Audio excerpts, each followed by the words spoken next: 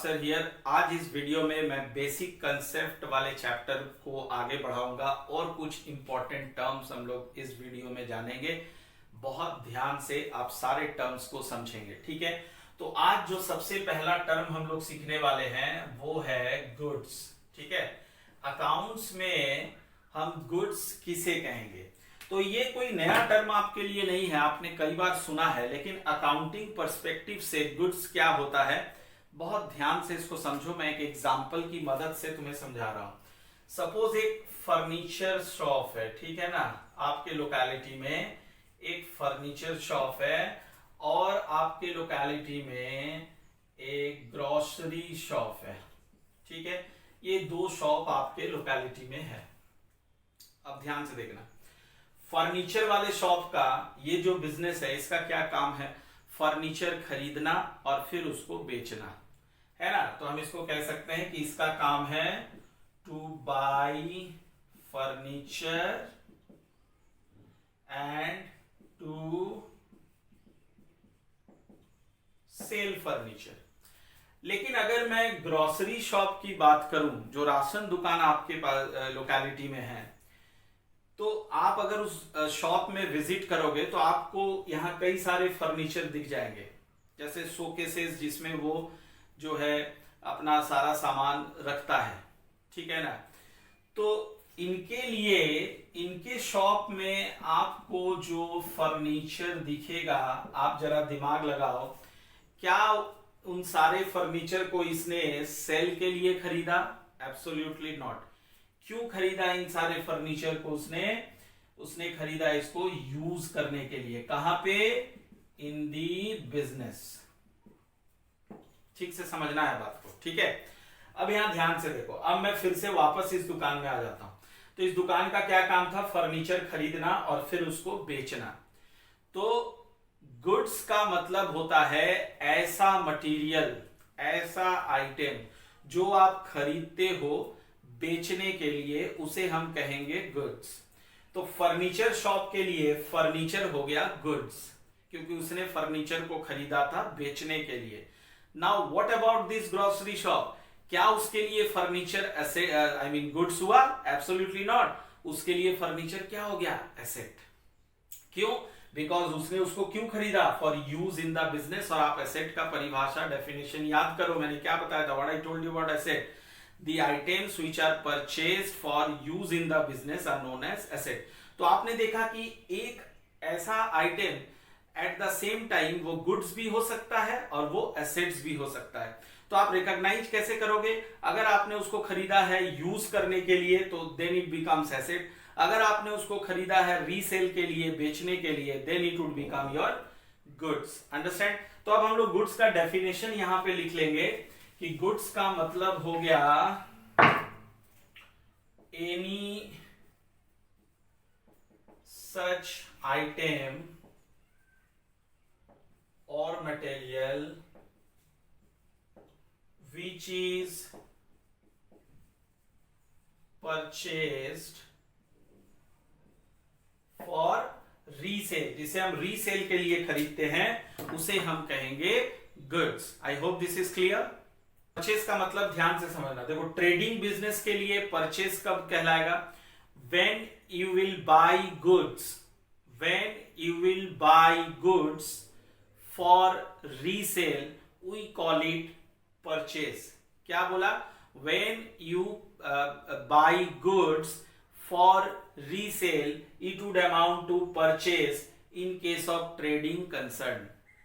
But what about manufacturing concern sir? Manufacturing concern के लिए purchase क्या हो जाएगा? When you buy goods as raw materials for further processing, that will be taken as purchase. Clear? तो मैं यहां पे लिख देता हूं, आप इसको नोट कर लेंगे। ट्रेडिंग कंसर्न के लिए परचेज मतलब हो गया आपका buying of goods for resale, और मैन्युफैक्चरिंग के लिए हो गया buying of goods as raw material for further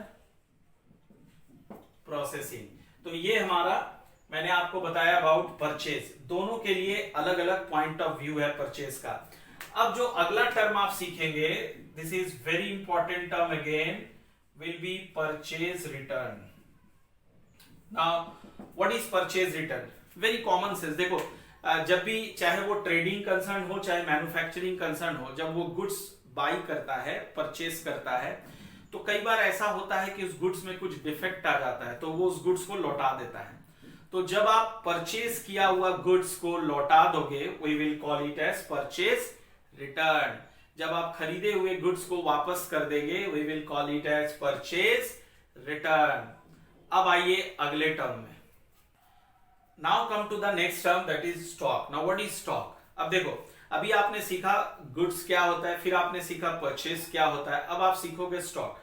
तो देखिए, जो गुड्स आप खरीदते हो, the goods you purchase, it's not necessary that all the goods are being sold during a particular year.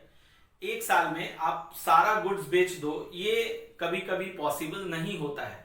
यानी कुछ गुड्स जो है रिमेन्स अनसोल्ड, वो अनसोल्ड रह जाता है, and that part of unsold goods is known as stock. हम accounts में स्टॉक किसे कहते हैं? जो गुड्स हमने खरीदा, उसमें से जो गुड्स हम बेच चुके हैं वो चला गया, और जो रह गया मेरे पास उसे हम कहेंगे स्टॉक। तो स्टॉक को हम लोग कैसे डिफाइन कर सकते हैं? The goods remain unsold is called stock. Very simple definition. The goods remain unsold is known as stock. अब सवाल यह है कि सर स्टॉक कितने तरह का होता है? तो देखो, स्टॉक जो है basically there are two types of stock. One is opening stock and the other one is closing stock. Understand? One is opening stock, the other one is closing stock. तो सर ये क्या है opening stock और closing stock? बहुत ध्यान से समझना। मैं यहाँ पे एक ईयर ले रहा हूं और आपको मैं ये बताऊंगा। पर अभी थोड़ा सा आप समझ लो कि अकाउंट्स में हम ऑलवेज फाइनेंशियल ईयर को फॉलो करते हैं। फाइनेंशियल ईयर यानी जो अप्रैल से शुरू होता है, सपोज 1 अप्रैल 2018 से स्टार्ट हुआ और वो खत्म कब होगा? 31 मार्च 2019 में। 18 से स्टार्ट हुआ, 19 में खत्म हो गया। ठीक है, तो ये हो गया बिगिनिंग ऑफ द ईयर, ये हो गया एंड ऑफ द ईयर। तो सपोज करो कि जब आपका ये ईयर स्टार्ट हो रहा था, when you have started the year, आपके पास ऑलरेडी अनसोल्ड गुड्स 20,000 रुपीज का पड़ा हुआ था। ठीक है, when you have started the year, this much of goods remains unsold in your godown. तो हम इसे कहेंगे opening stock. And when you and the year, जब आपका ईयर खत्म हो गया, तो आपने देखा कि आपके पास 5,000 का गुड्स पड़ा हुआ है।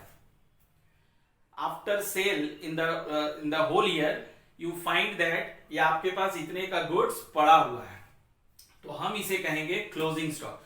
सो stock is of two types, one is opening stock, the other one is closing stock. Understand?